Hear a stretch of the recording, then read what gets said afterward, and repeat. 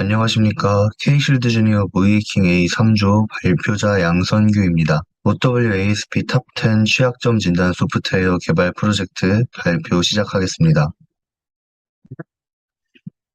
발표는 프로젝트 개요, 프로젝트 상세, 프로젝트 결론 순으로 진행하겠습니다.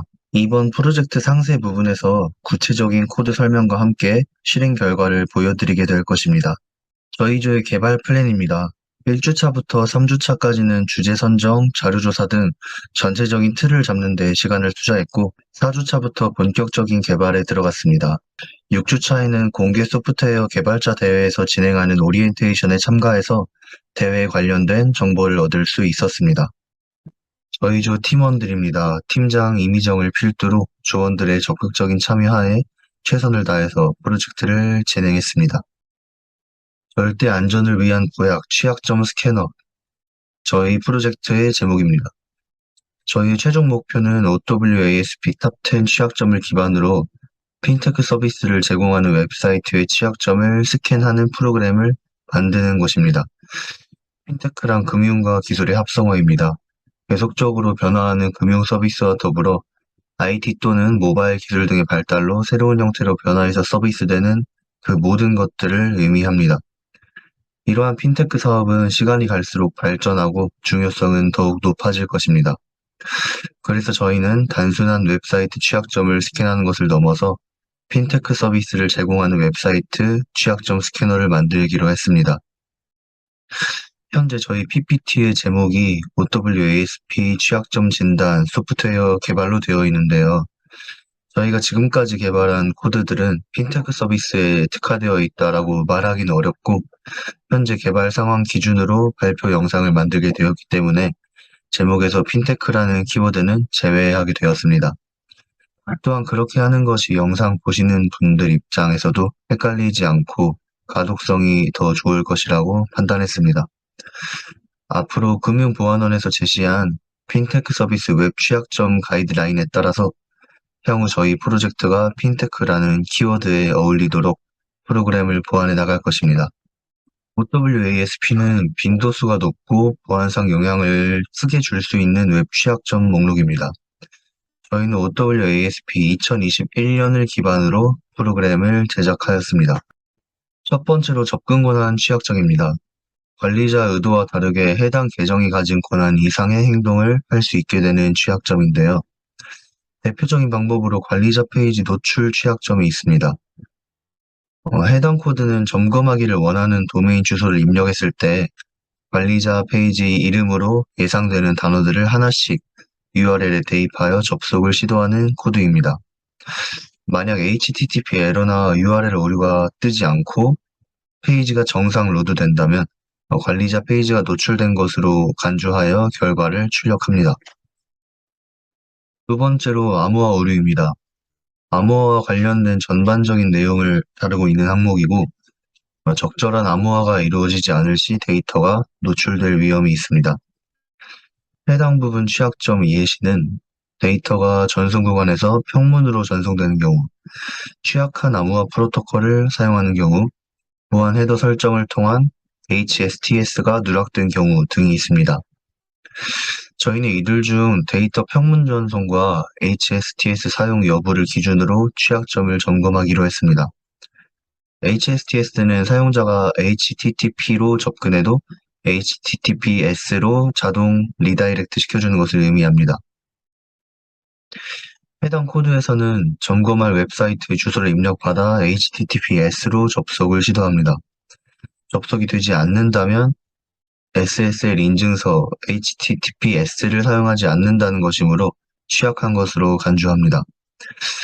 HTTPS 검증 구문을 통과했으면 HSTS 검증으로 넘어갑니다. 이번엔 같은 주소를 HTTP로 접속을 시도해서 HTTPS로 강제 리다이렉트가 되는지 확인합니다.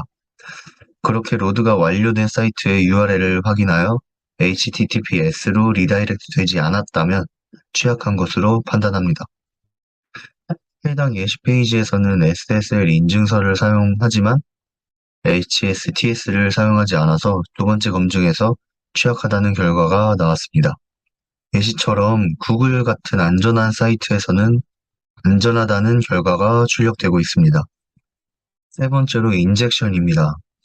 3번에서는 크게 SQL 인젝션과 크로스 사이트 스크립트 취약점을 이용하여 점검하기로 했습니다. SQL 인젝션은 공격자가 보안상 취약점을 이용하여 이미 SQL문을 주입해 데이터를 탈취하는 등 비교적 간단하지만 치명적인 취약점입니다.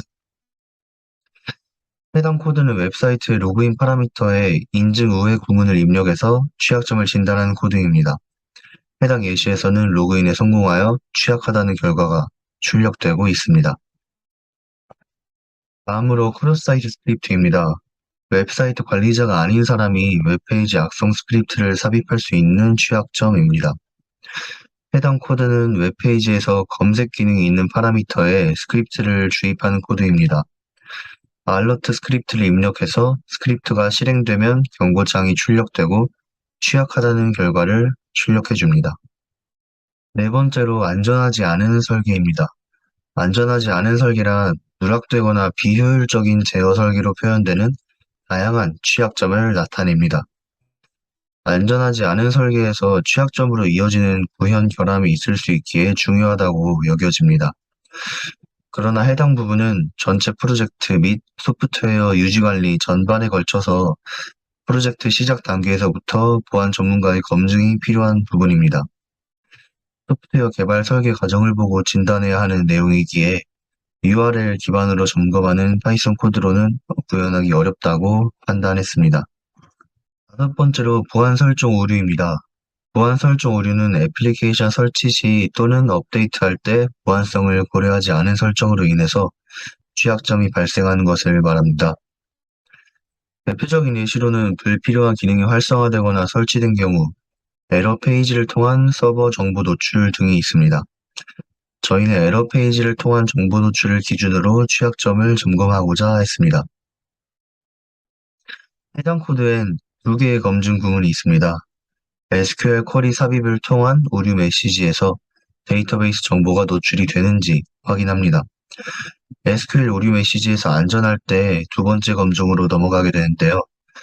고의로 URL에 존재하지 않는 위치를 입력하여 HTTP 에러 페이지를 띄운 후에 해당 에러 페이지에서 아파치나 엔진X 등 서버 정보가 노출되는지를 확인합니다. SQL 오류 구문과 서버 정보는 리스트에 담아서 반복문을 통해 하나씩 검증하게 됩니다. 앞서 말한 두 개의 검증 구문 중 하나라도 통과하지 못했다면 취약을 출력합니다. 여섯 번째로 취약하고 오래된 요소 점검입니다. 취약하고 오래된 요소는 지원이 종료되었거나 오래된 버전을 사용할 때 발생합니다. 이는 운영체제, 애플리케이션, 프레임워크 등 넓고 다양한 범위가 해당되는데요. 워낙 범주가 넓고 프로그램마다 수많은 버전이 존재하기 때문에 단순 코드로는 구현하기가 어려웠습니다. 따라서 저희는 CVE 마이터를 이용하기로 했습니다. 사용자에게 점검하고자 하는 서비스와 버전을 입력받고 프로그램은 CVE 마이터 사이트에 검색을 하게 됩니다. 검색 결과에 취약점이 하나라도 있으면 취약하다는 결과를 출력해줍니다. 일곱 번째로 식별 인증 및 오류입니다. 사용자의 신원 확인, 인증 및 세션 관리가 적절히 되지 않을 때 취약점이 발생할 수 있는데요. 예시로는 취약한 비밀번호 생성을 허용하는 경우, URL에 인증 세션 아이디가 노출되는 경우, 인증 실패에 대한 제한이 없어 브루트포스 공격에 노출되는 경우 등등이 있습니다. 저희는 이 중에서 인증 실패에 대한 제한이 없어 브루트포스 공격을 허용하는 경우를 기준으로 삼았습니다. 해당 코드는 임의의 문자를 만들어 입력받은 사이트에 브루트포스 공격을 시도하는 코드입니다. 주어진 문자열 조합으로 로그인에 성공하지 못했다면 양호를 출력하고 로그인에 성공했다면 취약을 출력합니다. 테스트 페이지에 시도한 결과 로그인에 성공했고 취약하다는 결과가 출력되었습니다.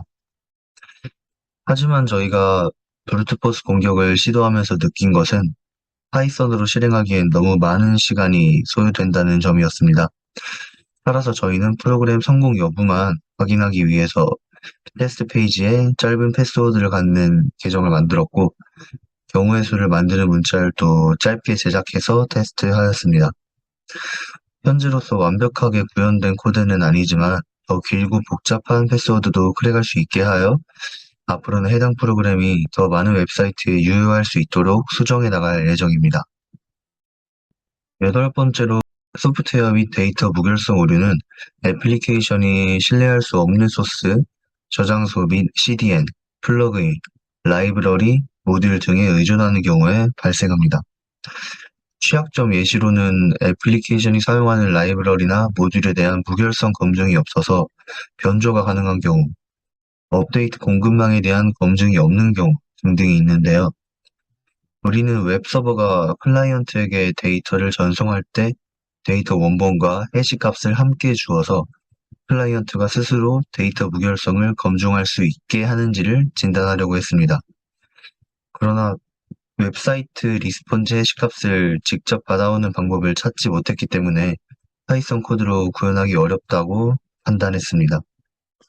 아홉 번째는 보안 로깅 및 모니터링 실패입니다. 적절한 로깅과 모니터링이 없다면 공격을 감지하고 대응할 수가 없습니다. 해당 항목은 취약점 공격 예방과 공격 감지, 그리고 대응까지 포함하는 항목입니다.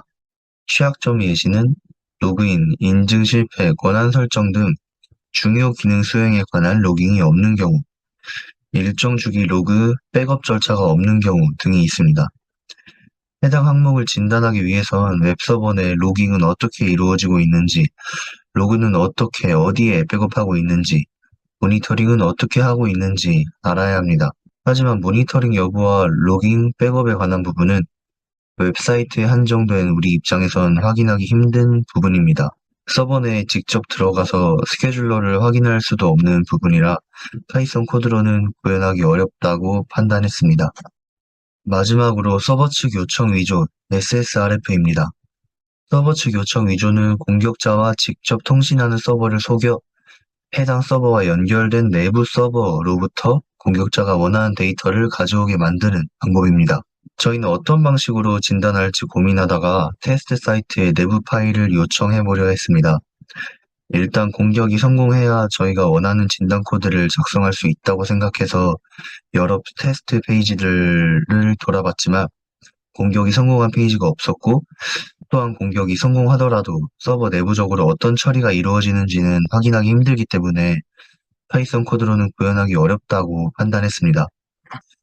다음으로 프로젝트 결론 및 향후 계획입니다. 저희는 현재 프로젝트가 끝나더라도 앞서 말씀드렸듯 브루트포스의 공격 속도 개선과 테스트 페이지뿐만이 아니라 실제 페이지에서도 프로그램이 유효할 수 있도록 개선할 것입니다. 이후 저희의 최종 목표인 소프트웨어 개발자 대회를 준비하며 이번에 구현한 코드를 기반으로 핀테크 서비스에 맞게 개발해 나갈 것입니다. 또한 팀원 모두 낯선 언어인 파이썬으로 개발을 하면서 시행착오가 많았습니다. 저희 프로그램이 더 많은 기능을 할 수 있도록 앞으로도 지속적으로 공부해 나갈 것입니다. 프로젝트를 하며 본인의 실력에 있어서 실제로 해보고 안 해보고의 차이는 굉장히 크다는 생각을 했습니다. 또한 유연한 사고와 개발 실력뿐만 아니라 구글을 활용하는 능력, 즉 정보 검색 능력도 매우 중요하다는 걸 피부로 느꼈습니다. 프로젝트를 진행하면서 중간에 주제가 바뀔 뻔하기도 했고 모두들 낯선 언어를 배우며 진행했기에 생각보다 쉽게 진도가 나가지도 못했고 많이 헤맸습니다. 그러나 수많은 회의와 시행착오를 걸쳐 서로의 코드를 공유하고 합치며 협업을 하는 좋은 경험이었다고 느꼈습니다. 그러나 학업이나 일과 병행하며 프로젝트를 진행했던 팀원도 있었고 각자 프로젝트에 투자한 시간이 상대적으로 차이가 나기도 했습니다. 또한 기존에 가지고 있던 지식의 깊이도 프로젝트에 영향을 미쳤기에 시간적 여유가 더 있었다면 다양한 시도와 더 좋은 결과물이 나오지 않았을까 하는 아쉬움이 있었습니다. 이번 프로젝트를 진행하며 얻어간 지식 자체도 물론 중요하지만 전반적인 계획의 틀을 잡는 것부터 최종 보고서까지 완성해 나가는 과정에서 얻은 수많은 경험들이 더 도움이 되었다고 생각합니다. 앞으로 나아갈 미래에서 이와 같은 경험을 바탕으로 어려움이 있더라도 단단하게 나아가겠다는 마음가짐을 배웠습니다. 마지막으로 참고 문헌입니다. 이상으로 K실드 주니어 무이킹 A3조 프로젝트 발표를 마치겠습니다. 매우 값진 시간이었고 또한 좋은 추억이었습니다. 지금까지 발표자 양성규였습니다. 감사합니다.